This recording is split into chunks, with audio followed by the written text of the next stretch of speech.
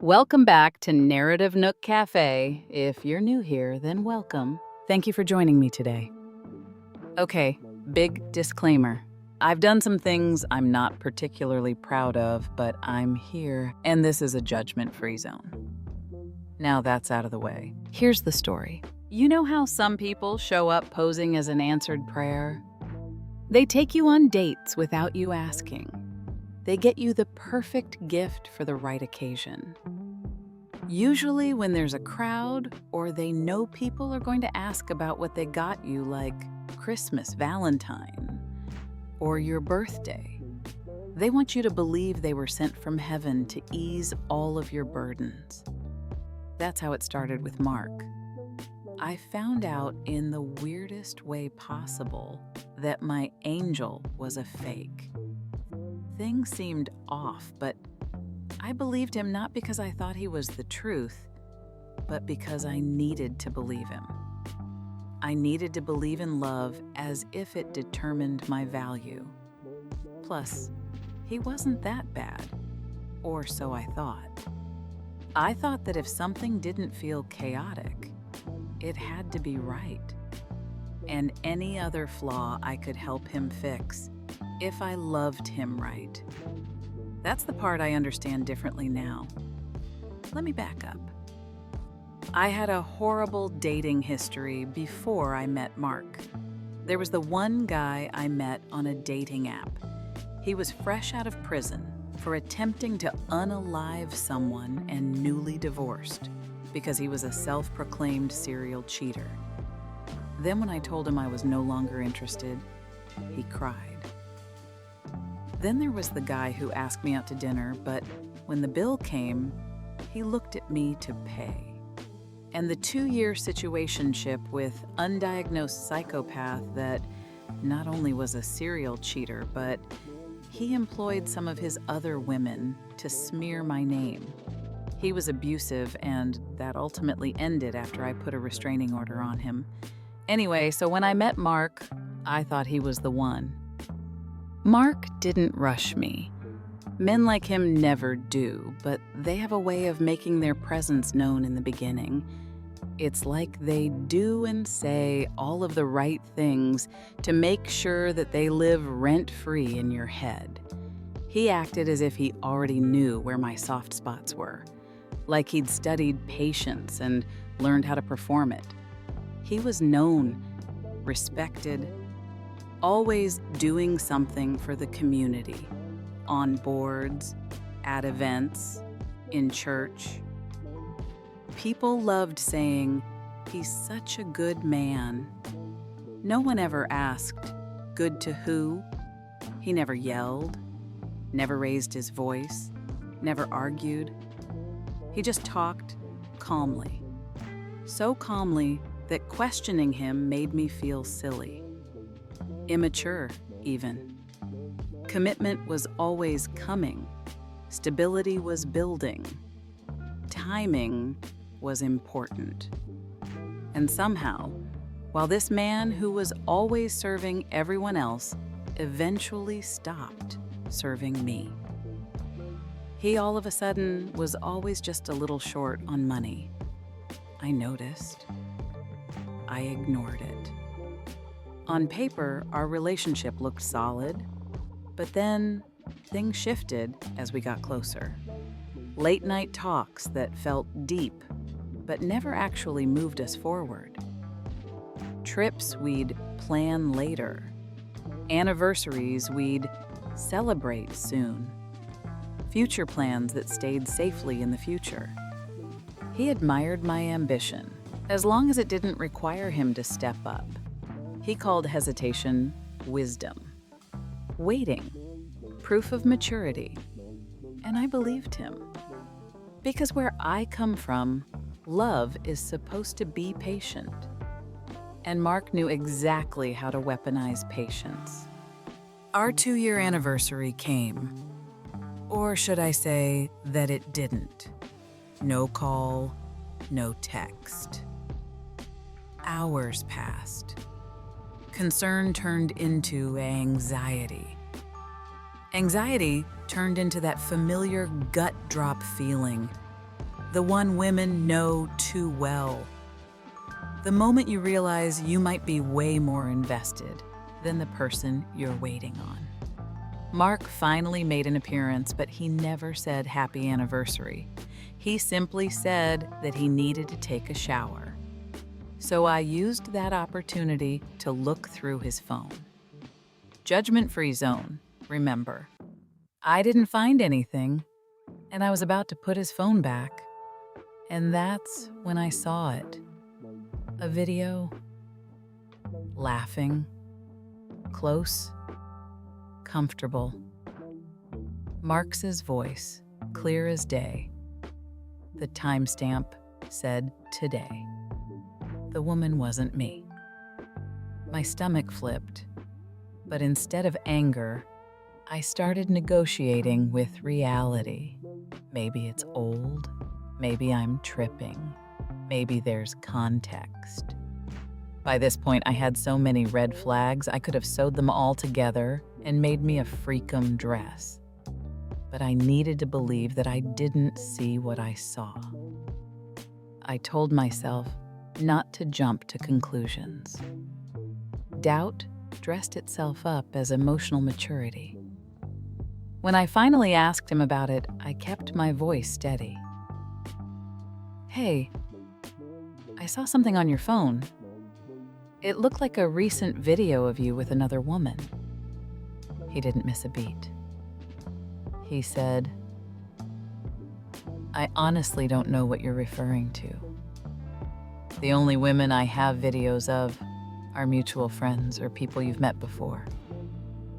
Not defensive, not nervous, just disappointed. And the thing is, the woman did look familiar. Like maybe someone I'd seen around church or events.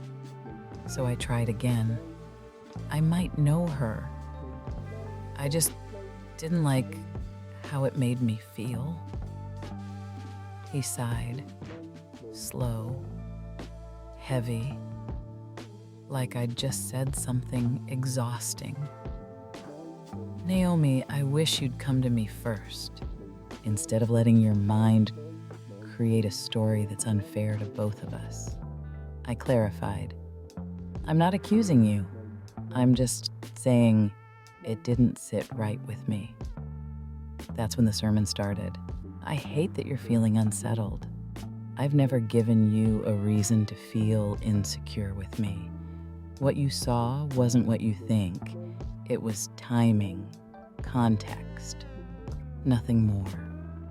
Then he leaned in. I'm not like the men you've dealt with before. I thought you'd healed from that. Maybe you should pray on, forgiving the people who hurt you, so we don't pay for their mistakes.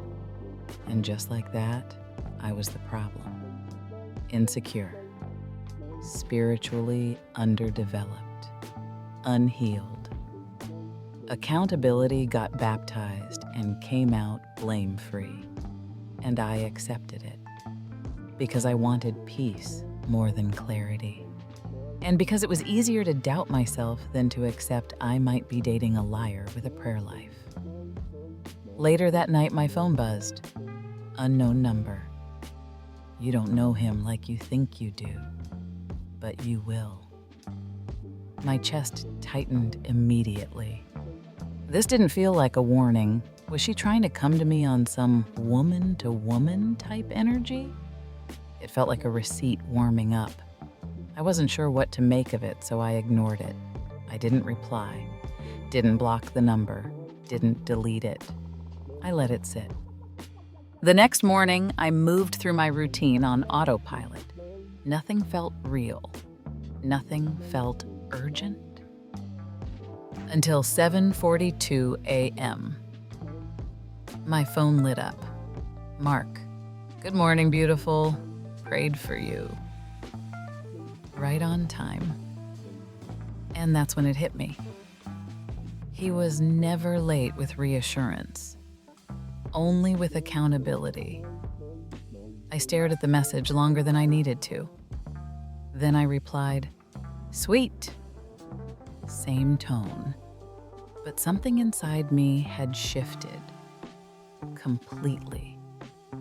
By 10:47 a.m., my phone buzzed again. Unknown number. I typed, "Who is this?" Then deleted it. Typed, "You have the wrong number." Deleted that too. I didn't want to sound defensive. I didn't want to sound curious either. So I waited. That's when the message came through. Slow, careful, deliberate.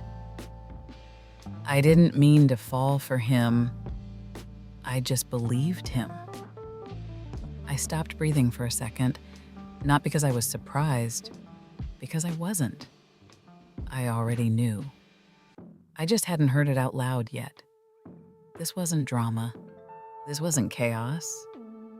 This was confession. She didn't tell me her name right away. She just told me the truth, piece by piece, like she was afraid the full weight of it might break me if she dropped it all at once. She met Mark at a volunteer fundraiser. He carried chairs, asked about her goals, listened, really listened, quoted scripture without sounding preachy. She said it made him feel safe, familiar, intentional. He told her he moved slowly because he'd been hurt, that patience was maturity, that God rewarded restraint. At first, she admired it. Then she adjusted to it.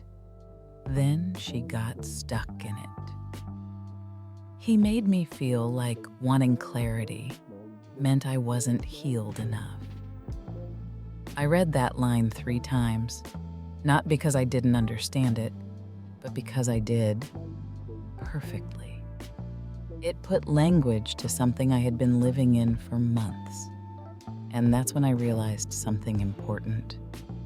This wasn't the end of the story. This was evidence. Elise found out the same way I did, not through honesty, not through confession, through accident, a video, a laugh she recognized instantly, a version of him she wasn't meant to see. When she confronted him, he didn't deny it. He reframed it. He said he was confused. He said he was being tested. He said God was still working on him. And then he cried. Not loudly, not dramatically, just enough. Enough to make her question her anger, enough to make her comfort him, enough to avoid consequences. He told her she was special, that what they had was real.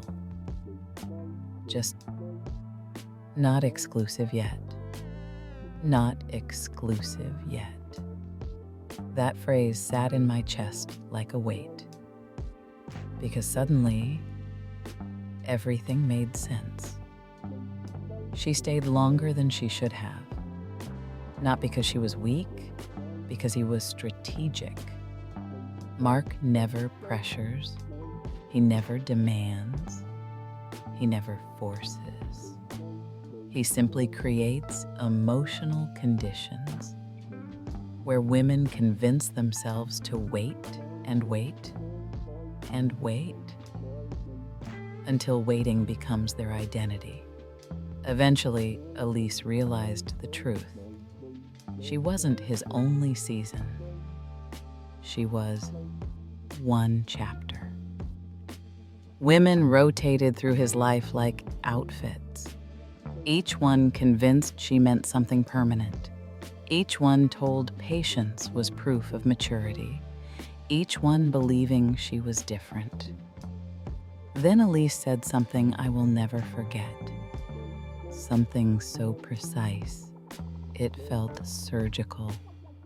He doesn't cheat, she said. He auditions. I closed my eyes when I read that, because that was it. That was exactly it. He wasn't losing people. He was evaluating them, replacing them, rotating them. I grabbed my phone immediately and texted my girls, Tiffany, Barai, Jada.